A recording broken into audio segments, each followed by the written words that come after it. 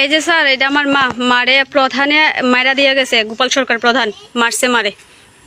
আমরা কেউ বাড়িতে আসিলাম না। এই দেখেন ঘর, আর ঘরের ভিতরে কিছু নাই, আমরা বাকি সব জিনিসই ভাঙ্গা আছে, কোনো জিনিসই নাই আমরা ঘরে। ওখানে আমরা থাকার জায়গা নাই। যখন ভাঙে তখন তোমাদের কি আগে নোটিশ করছিল তারা? কোনো রকমের কোনো নোটিশ নেই, আমরা কিছু জানি না, কথা নাই বার্তা নাই, জাস্ট এসে আমরা কেউ উপস্থিত নাই সেই জায়গার মধ্যে। আমার মা ঘরের মধ্যে ছিল, ঘরের মধ্যে আমার মা খাটের মধ্যে শুয়ে রয়েছে। সেম টাইমে তারা বোল্ডোজার লাগিয়ে দিয়েছে। ভাবছে না একবারও যে ঘরের মধ্যে কেউ আছে কি নাই, মানুষটার কোনো ক্ষতি হবে কি হবে না, এটা একবারও ভাবি না। উপর থেকে কাট পড়েছে মার উপরে।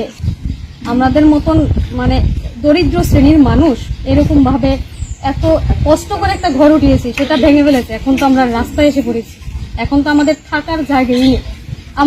আমরা এক কাপড়ে ঘর থেকে বেরিয়েছি, আমাদের একটা জিনিস ভালো নেই।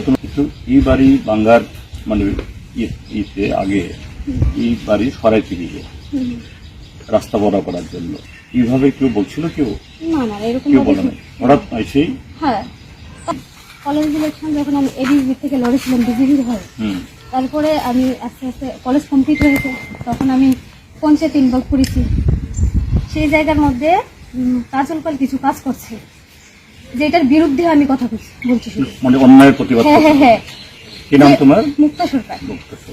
মানে শুধু আমি একা হয়ে তাইনের বিরুদ্ধে আছি, তাইনে যে অন্যায়টি করছে সেই অন্যায়ের বিরুদ্ধে শুধু আমি একা লড়ছি। সেই জায়গার মধ্যে তখন থেকে উনার মানে আমার সাথে সমস্যাটা সৃষ্টি হয়েছে।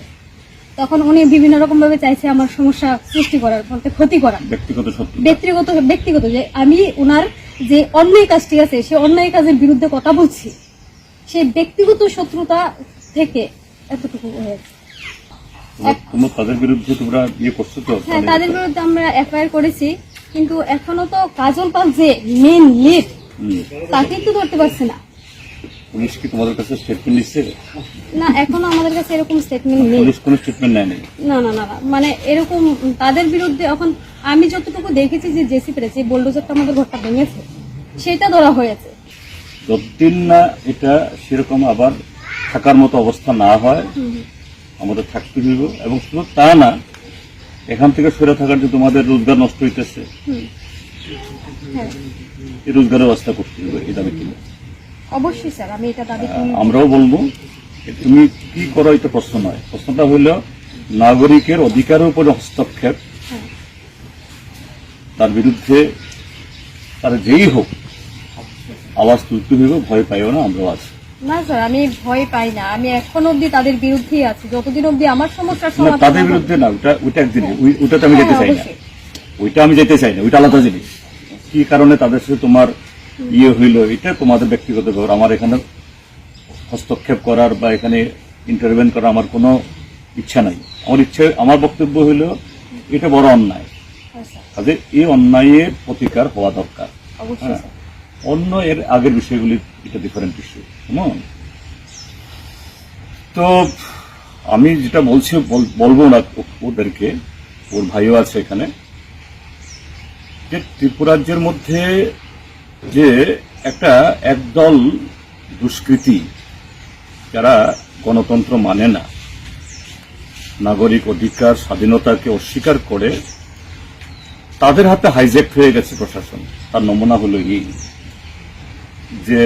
এই যে দুঃখজনক ঘটনা বলল, ঘরের ভিতরে একজন বয়স্ক মহিলা থাকা সত্ত্বেও ঘরটা বাইরে থেকে বুলডোজার দিয়ে ভেঙে দিল। এটা চলতে পারে না। যাই হোক, প্রশাসন এসছে, এদেরকে এই এখন ডাকবাংলাতে আপাতত টেম্পোরারিলি নিয়ে দিয়েছে, কিন্তু এটা সমাধান না। একজন কালপ্রিট ধরা পড়ল না, তো একদিক থেকে তো কি হল যে কালপ্রিটদেরকে মানে এই মানে ইয়ে খোলা রেখে উপর দিয়ে একটু জল দেওয়া, এটা তো আরো অন্যায়। কাজে আমি তাদেরকেও বলবো আমরা আছি। ব্যক্তিগতভাবে কার সাথে কি হয়েছে এটা আলাদা জিনিস, এখানে আমরা ঢুকতে চাই না। কিন্তু এই যে অন্যায়, এর প্রতিবাদ হওয়া দরকার এবং তার ক্ষতিপূরণ হওয়া দরকার।